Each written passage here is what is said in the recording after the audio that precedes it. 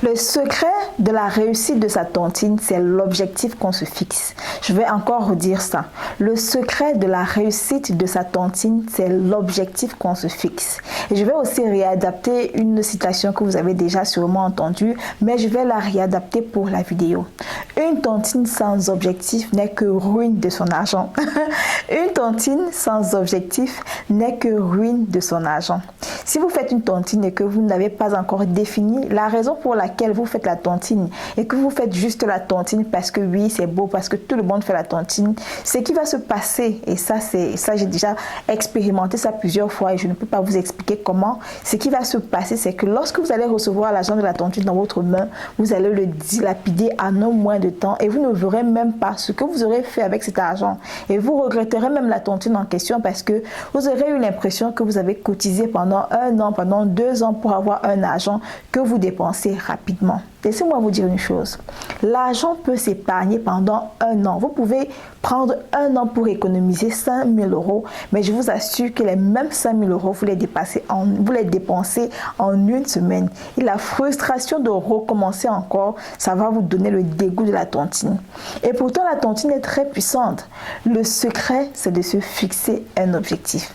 Je vais comme d'habitude partager mon expérience. Quand j'ai commencé avec les tontines, c'est parce que je voyais que ma soeur, qui touchait à l'époque un salaire de 50 000 francs CFA, arrivait à faire beaucoup de choses. Elle arrivait à faire des choses plus que moi-même qui touchais un salaire un peu plus élevé qu'elle.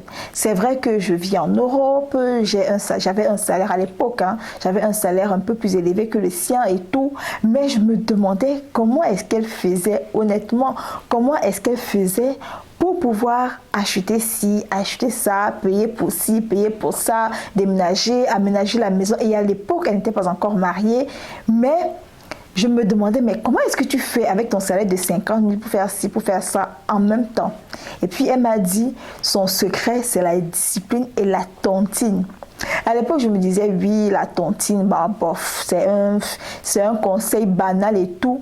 Mais elle m'a dit, Elodie, mon secret, c'est la tontine. Et puis, les petits pourboires, parce qu'elle recevait aussi des pourboires. Donc, elle faisait un travail où elle avait des avantages de service. Les petits pourboires que je reçois, je mets ça dans la tontine, je n'utilise pas. Et puis après, je fais des choses avec l'argent de la tontine.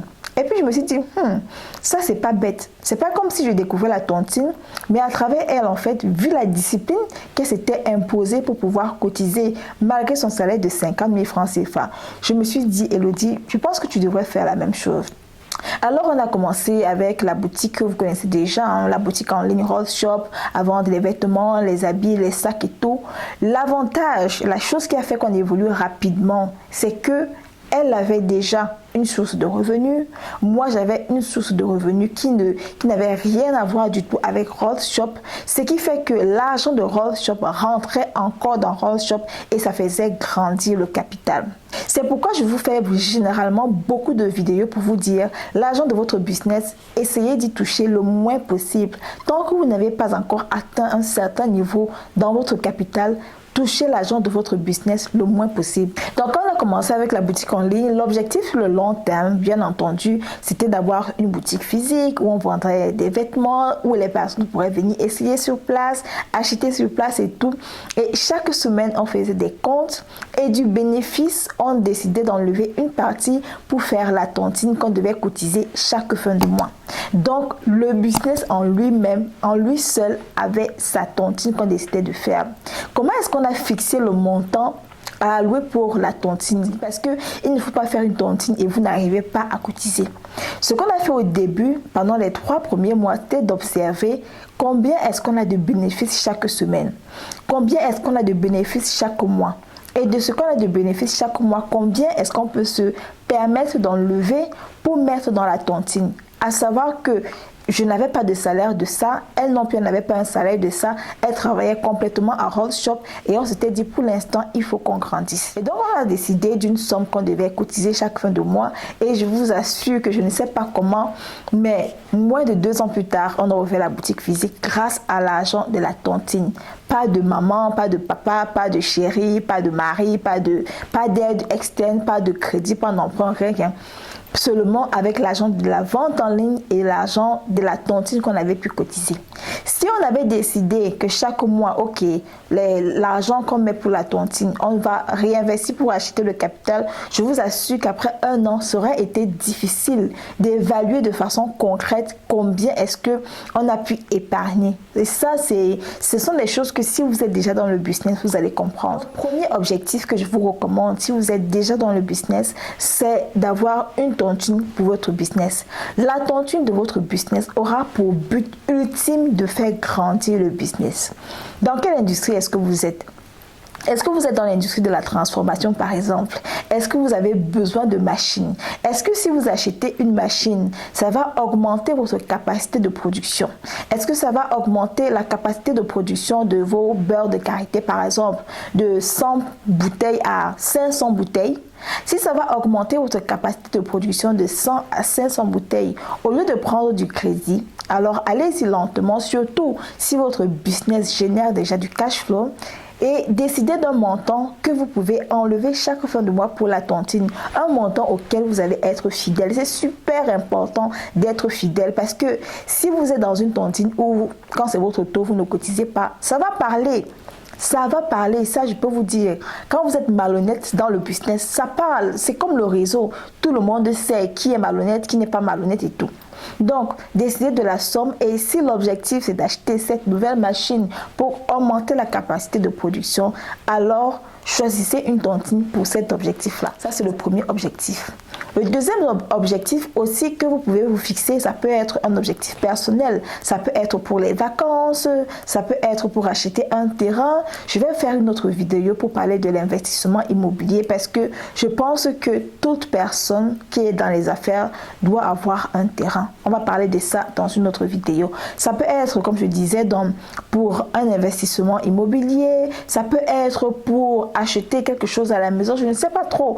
Mais l'objectif ici, avant de commencer une tontine, honnêtement, c'est de se fixer un objectif. Quel est votre objectif? La tontine va vous permettre d'évoluer très rapidement. Maintenant, je voudrais également attirer votre attention sur autre chose. Il y a des bonnes tontines et il y a des mauvaises tontines. J'avais parlé business avec un ami qui est très, je vais dire quoi, il a le sens du business. C'est une personne avec qui, quand tu parles de business, tu peux parler pendant des heures et des heures, tellement il a de l'expérience, tellement il s'y connaît. Tous les business que j'ai voulu lancer, que je lui ai dit, j'ai envie de lancer tel business, qu'est-ce que tu en penses? Qu'est-ce que tu en penses? Quand il m'a dit, Elodie, ton business là est risqué et ça va échouer. À chaque fois que je me suis entêtée, le business est mal passé. À chaque fois que je me suis entêtée, le business est mal passé. Par exemple, le business de l'agriculture où je faisais un investissement collectif et tout. Je me rappelle, je lui avais parlé de ça. Il m'a dit, Elodie, tu prends l'argent des gens pour faire un business comme l'agriculture qui n'est même pas sûr. Ça va échouer, tu vas te retrouver dans les problèmes. Et puis moi, je me suis entêtée, je me suis lancée et puis je me suis retrouvée dans les problèmes. Et comme d'habitude, je suis allée lui dire, finalement, tu avais raison, je me suis retrouvée dans les problèmes. Et donc, cet ami-là m'a dit, Elodie, je vois que tu aimes le business, mais sache que à un moment, il y a des personnes qui voudront te proposer des opportunités de grandir rapidement. Ne sois pas pressé de grandir rapidement parce que si tu veux grandir rapidement, tu vas te retrouver en train de faire des mauvaises choses. Et donc, il m'a parlé d'un autre type de tontine dont je vais vous parler dans la vidéo. Mais avant de continuer, n'oubliez pas de liker, n'oubliez pas de réagir, de mettre des commentaires. Ça va m'encourager à partager encore plus de mon expérience avec vous. N'oubliez pas aussi de taguer une personne qui pourrait avoir besoin d'écouter ce type de vidéo pour évoluer financièrement dans son business. Et donc, il m'a dit, Elodie, il y a différents types de tontines. Il y a les tontines, bon ça c'est le cas de l'Afrique, il y a les tontines qu'on fait dans les marchés. Ce sont des tontines où on te donne une boutique qui est déjà complètement remplie avec la marchandise de peut-être 100 millions. D'accord? Et on te donne la boutique et on te permet de rembourser par échéance. Seulement, il y a des conditions. Il faut adhérer à la réunion. Il faut participer à la réunion. Il y a un montant minimum que tu dois donner. Mais au début, c'est ce qu'on te montre. Et après, ce n'est pas ça. Si tu ne respectes pas ce qu'on te demande, tu risques de perdre beaucoup de choses. Je ne veux pas entrer dans plus de détails que ça. Mais ce que je veux dire ici, c'est que l'argent est spirituel. Je n'ai pas souvent peur de parler du spirituel parce que je pense que c'est ça qui régit beaucoup de choses dans nos vies. L'argent est spirituel et il y a des personnes aussi qui font beaucoup de mauvaises choses pour avoir beaucoup d'argent.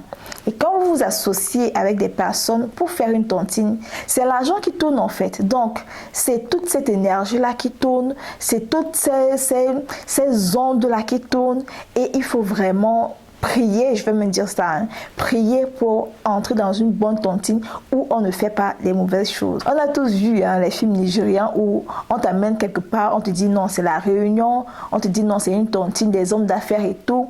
Et après, tu te retrouves que la tontine, en fait, n'est pas vraiment la tontine. Et tu es coincé parce que tu as déjà mangé et il faut rembourser. Donc oui, faites la tontine, mais faites plus des tontines qui sont recommandées.